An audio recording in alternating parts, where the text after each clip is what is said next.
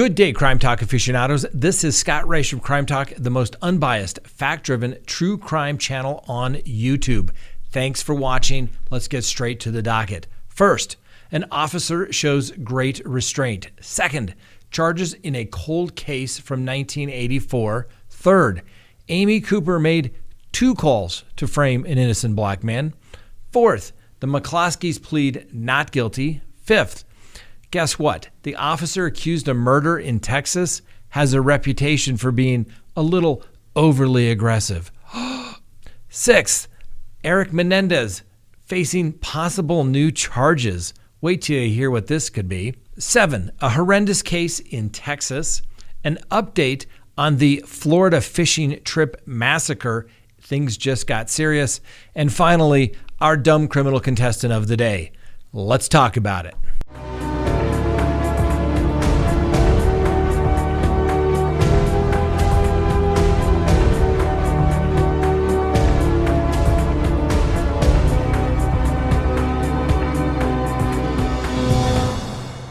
Good day, Crime Talk aficionados. My name is Scott Reisch.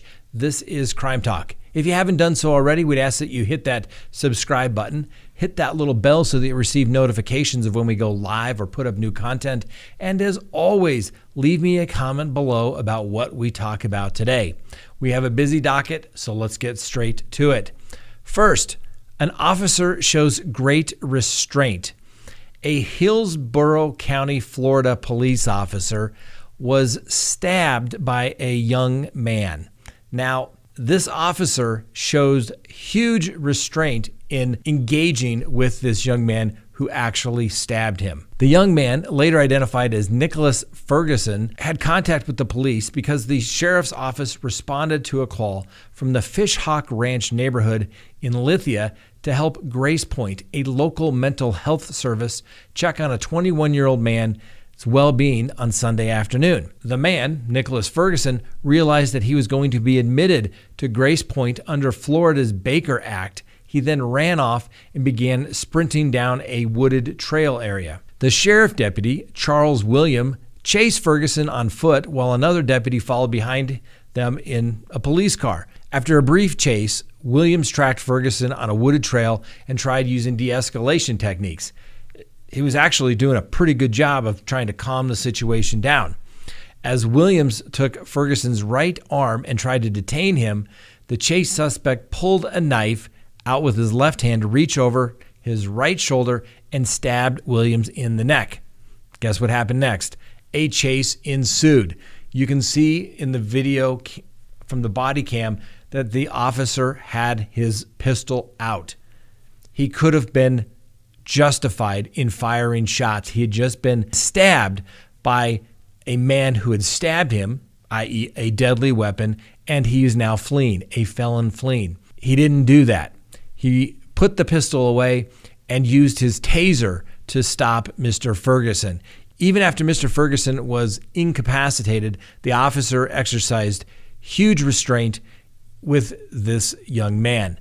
Now, hopefully, Mr. Ferguson was going to get the help that he needed, and maybe he'll get it in the future. It certainly gets more complicated. Instead of going to a mental health facility, now you're going to jail and probably prison, where you're going to get little or no mental health treatment. Now, we're going to put this video up separately so you can view it in its entirety. I believe that the officer showed great restraint, and this young man is probably lucky to be alive today because of that officer's restraint. So to the Hillsborough County Sheriff's Deputy Charles Williams, our hats off to you. I wish you well, and hopefully you have a speedy recovery. Next on the docket, charges in a cold case from 1984. That's right, a case just up the road here in Greeley, Colorado. A 69-year-old man who twice ran for governor in Idaho has been charged in connection with the slaying of a 12-year-old girl going back to 1984. The Weld County District Attorney's Office announced that Stephen Pankey had been indicted by a grand jury for the death of Jonelle Matthews in the decades-old cold case. Pankey is accused of kidnapping the child from her home in Greeley back in December of 1984 and he is believed to be the one that shot and killed her. Mr. Pankey has been charged with murder in the first degree after deliberation, murder in the first degree, felony murder, second-degree kidnapping, and 2 counts of a crime of violence.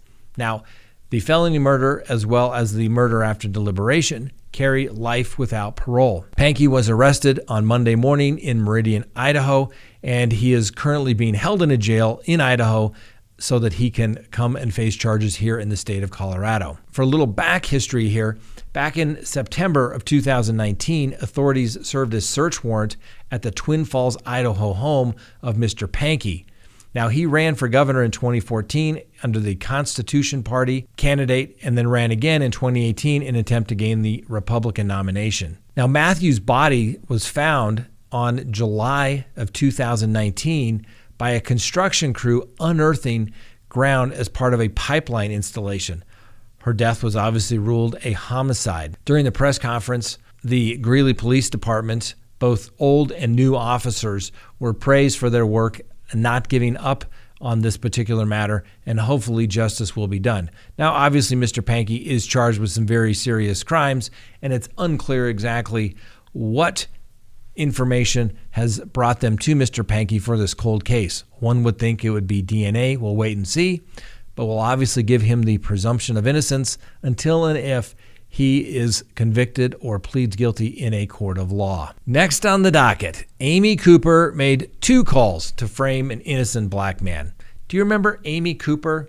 That's right. She's the white woman who called police on a black man after he asked her to leash her dog in Central Park. We knew of one call because it was recorded by the victim in this particular case, but the district attorney has just released information that there was a second call made to dispatch where Ms. Cooper attempted to say that she was being assaulted by this black man. So Ms. Cooper, 41, she's been charged with misdemeanor counts of false reporting an incident in the 3rd degree. The victim, Mr. Christian Cooper, was 57 and was out bird watching when simply asking Ms. Cooper to leash her dog. That's when Amy Cooper called 911 and saying that the victim, Christian Cooper, was threatening her life. The charge ultimately carries up to 1 year in jail. There was a brief court appearance today, and it appears as though both sides are trying to resolve the matter. Apparently, Ms. Cooper is trying to negotiate a plea that would spare her from jail. And she apparently wants to take responsibility for her actions and is working with her defense team to explore a rehabilitative program that would educate her and the community on the harm caused by such actions. I think they refer to this commonly as sensitivity training. In the video that was taken by Christian Cooper, Amy Cooper gets increasingly upset by his request and states she is going to call the police and tell them there's an African-American man threatening my life. In the ramble, there is a man, African-American, and he has a bicycle helmet on, and he is recording me and threatening me and my dog on the video. Amy Cooper is then heard yelling to a 911 operator while gripping her dog's collar. Before hanging up, she adds, "I am being threatened by a man in this ramble. Please send the cops immediately." Now, before the video ends, Christian Cooper calmly thanks her when she finally puts her dog on a leash. His sister, Melody, later posted the video on social media. That's when it went viral, and there was outrage regarding Amy Cooper's conduct. Now, a second previously unreported 911 call from Amy Cooper was disclosed where she repeated the accusations to another NYPD dispatcher before adding that the birder, the bird watcher, Mr. Cooper, tried to assault her, according to the DA's office. When responding officers arrived, Ms. Cooper admitted that the male had not tried to assault or come into contact with her, according to the DA's. Now, Ms. Cooper has been fired from her job as a head of an insurance portfolio management at Franklin Templeton. The company stated that it doesn't tolerate racism of any kind.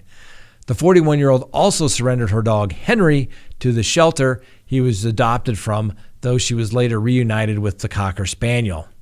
She did issue a public apology on May 26th of this year, and she said that she reacted emotionally and made false assumptions about his intentions, when in fact, I was the one who was acting inappropriately by not having her dog on a leash. We'll see how things come out with Amy Cooper, but clearly one of those things, ladies and gentlemen, where just do the right thing. Really? Next on the docket, do you remember the McCloskeys? That's right. That's the St. Louis couple, Mark and Patricia McCloskey. They're both attorneys. They're in their 60s, and they were indicted by a St. Louis grand jury last week on charges of unlawful use of a weapon and tampering with evidence. They actually have to go back to court again on October 28th. The St. Louis District Attorney, Kim Gardner, filed the weapons charges back in July. The grand jury added the evidence of the tampering charge, and the indictment states that the semi-automatic pistol was altered in a way that obstructed the prosecution of Patricia McCloskey on the weapons charge. What got the McCloskeys into this legal hot water was back on June 28th, shortly after the George Floyd death and riots. A few hundred marchers, just a few hundred, were marching on their way to the St. Louis mayor's home when they veered onto a private street made up of million-dollar homes in the posh St. Louis Central West End. The McCloskeys claim that the protesters not only ignored a no trespassing sign, but also broke down an iron gate. There's photos of that iron gate being broken down. Protest leaders allege that they did not damage the gate. Now, the McCloskeys emerged from their home armed with an AR-15, a very common rifle these days. Patricia McCloskey came out with a semi-automatic handgun. It wasn't immediately clear if that gun was the same one that was the subject of the tampering charge. Now, cell phone video captured the tense confrontation between the McCloskeys and the protesters. The McCloskeys state that they felt threatened, but protest leaders said that the demonstration was peaceful on their end.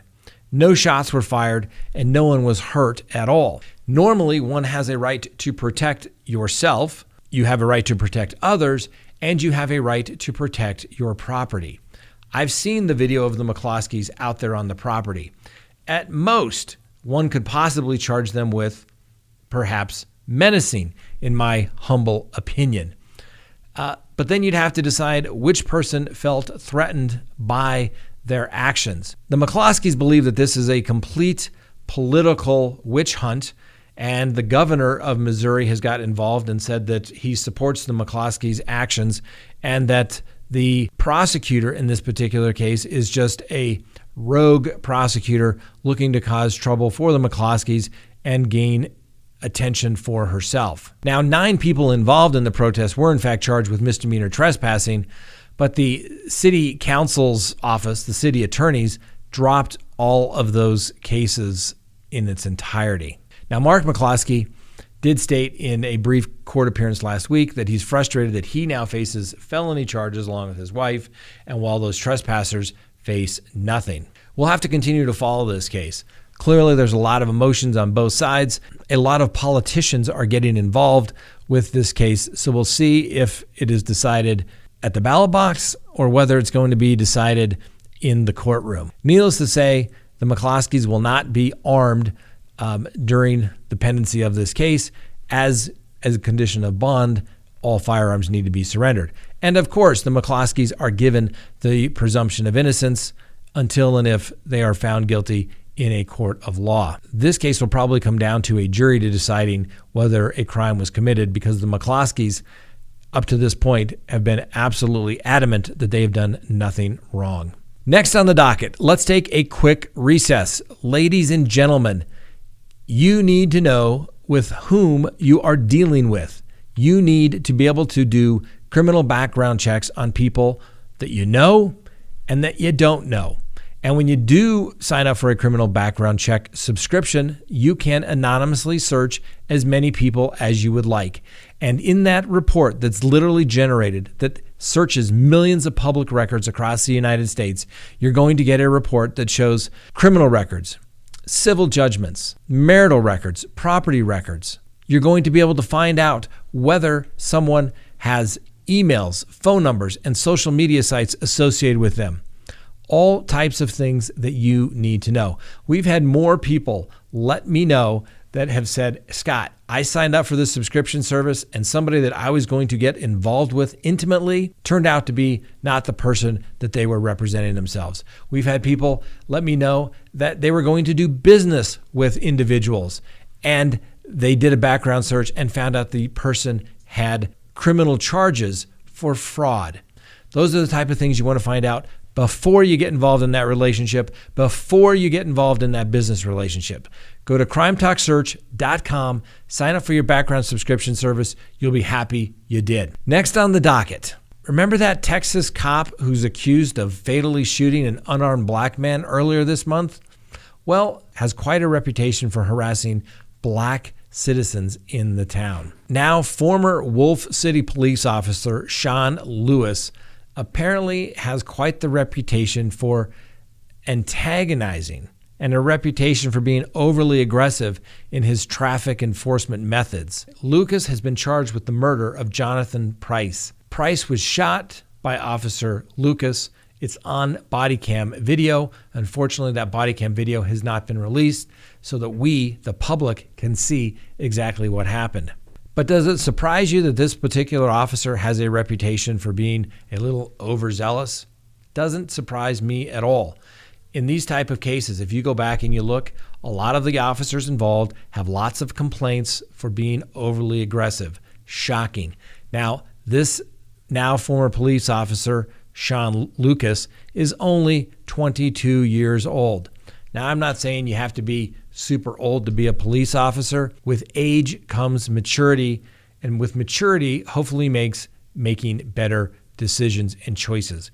When you're 22, you're still young and want to go, for lack of a better term, beat in heads and go looking for that conflict. And I hate to make assumptions about anybody, but my guess is Mr. Lucas, even in his younger high school days, was probably the guy that likes to go beat up people after he's had a few beers. Maybe that's just me speculating, but I think based upon these charges and the reputation he has for being overly aggressive, it kind of fits that mold. Come on. Don't we all know somebody from high school that was always wanting to go get into fights that just happened to become a police officer? I do. Well, here's a blast from the past. Remember Erik Menendez? That's right, the same Erik Menendez, along with his brother Lyle, who were convicted back in 1992 of murdering their parents back in 1989. Well, needless to say, Erik Menendez is still serving his life sentence without the possibility of parole in sunny San Diego. He's currently being housed at the R.J. Donovan Correctional Facility, where he's obviously currently incarcerated. Well, apparently somebody sent Mr. Menendez a package. And within that package, guess what it was? That's right, marijuana. So, of course, the police have launched an investigation. They put Mr. Erik Menendez in the SHU, the Special Administrative Segregated Housing Unit, where you can't be with anybody until they get to the bottom of this. Now, obviously, that is contraband, and you can't send it. The police will find out from where the package was sent and who was the individual that sent that package. It's probably not that complex to figure out. The big question then will be, will Mr. Erik Menendez face additional charges for conspiracy to introduce contraband into a correctional facility? One could only wonder why any DA would bother wasting his time on that. Mr. Menendez is serving a life sentence. He's going nowhere. Throw him in the hole for 30 days and is handled administratively, but you never know. Menendez may want to go to trial just so he can get out of his normal environment and, go outside a little bit, take a bus trip over to the courthouse, maybe have a trial for a few days. We'll watch and see what happens with Erik Menendez. Does he deserve to be further prosecuted? Wait and see. Next, on a serious note, an absolutely horrific case in Texas. That's right. A girl died from dehydration after the couple who was responsible for her care allegedly forced her to jump on a trampoline in 100-degree heat. Daniel and Ashley Schwartz have been charged with murder. related to the August death of 8-year-old Jalen Ann. It's unclear why Daniel and Ashley Schwartz were actually raising Jalen Ann, but both have now, in fact, been charged. According to Odessa police reports, an investigation was opened after officers were called to the Schwartz home on August 29th and found Jalen deceased on the scene. The investigation revealed that the 8-year-old child had been punished and was not allowed to eat breakfast and was required to jump on the trampoline without stopping for an extended period of time. Further investigation revealed that the 8-year-old child was not allowed to drink any water because she was not jumping. The temperature on the trampoline read to be approximately 110 degrees.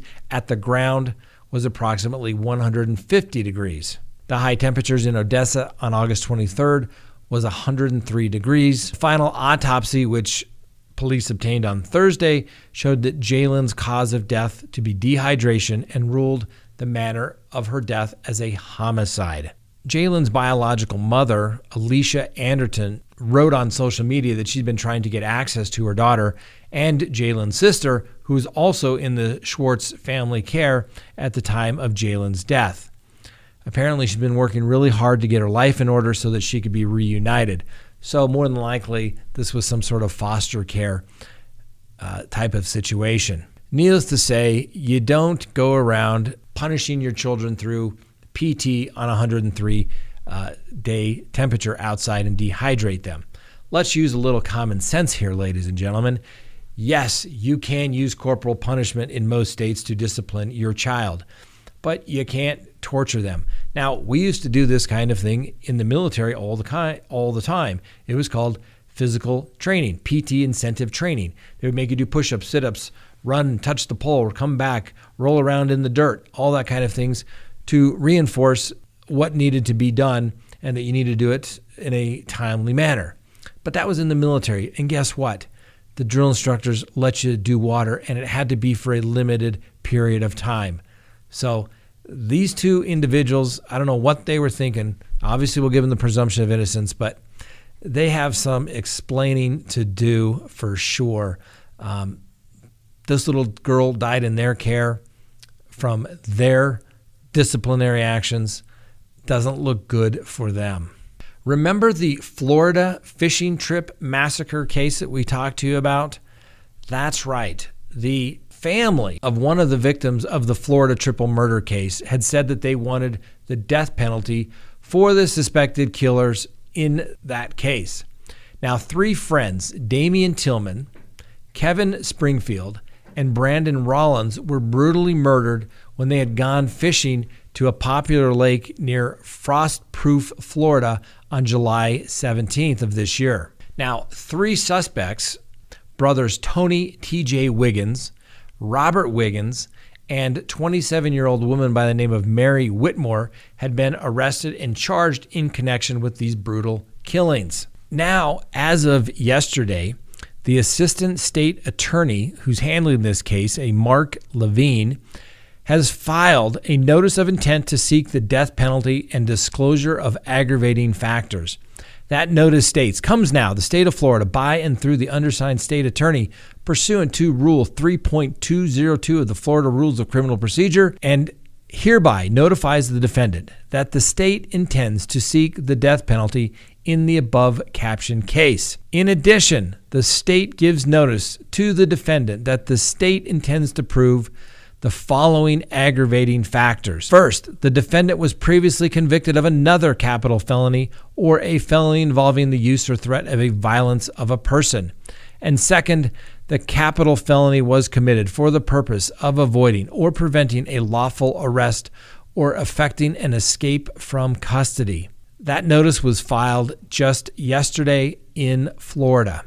Needless to say, Mr. Tony Lee Wiggins is probably going to have a few sleepless nights while this case goes forward. Let me know if you think that's appropriate for the death penalty to be sought in this particular case. It was a brutal killing of 3 people who, for lack of a better term, kind of minding their own business. They were followed by Wiggins and his brother and this woman, and it would seem as though they were going out there for one purpose. Let me know what your thoughts are on that. And finally, next on the docket, the dumb criminal contestant of the day.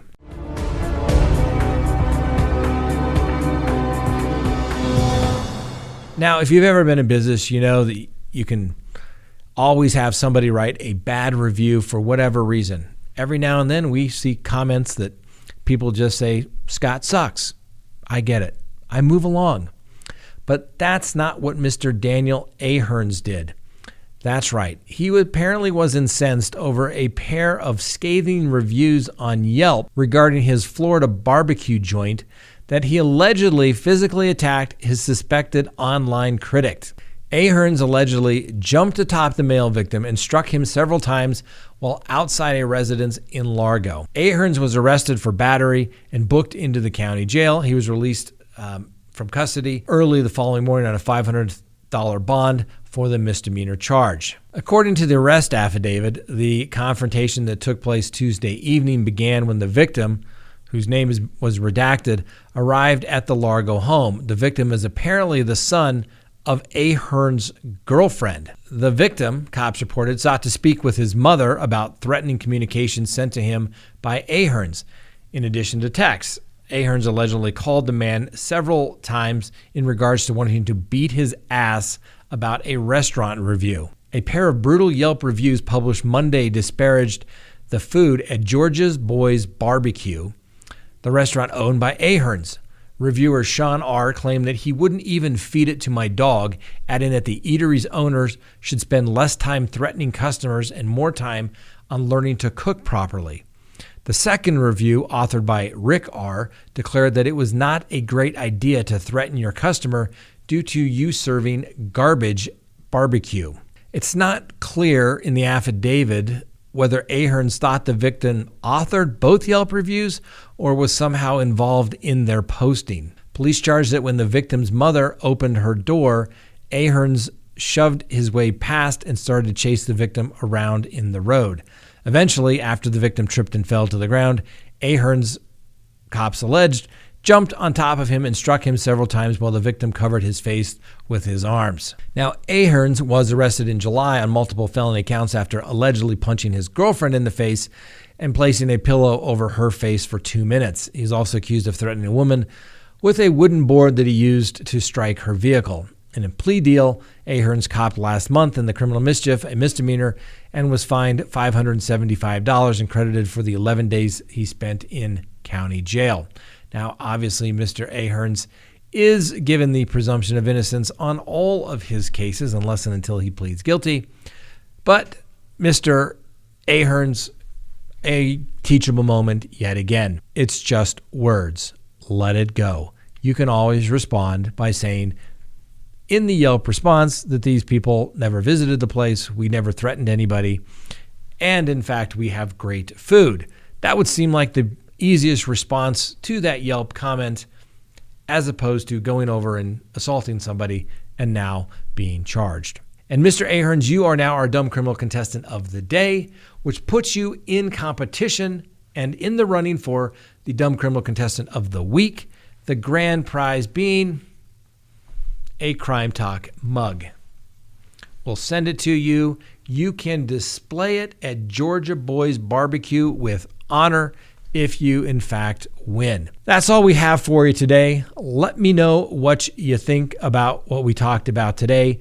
Go over and see the video that we put up of the officer showing great restraint, and let me know whether the suspects in the Florida fishing massacre deserve the death penalty. Leave your comment below. Thanks for watching. We'll see you tomorrow on Crime Talk.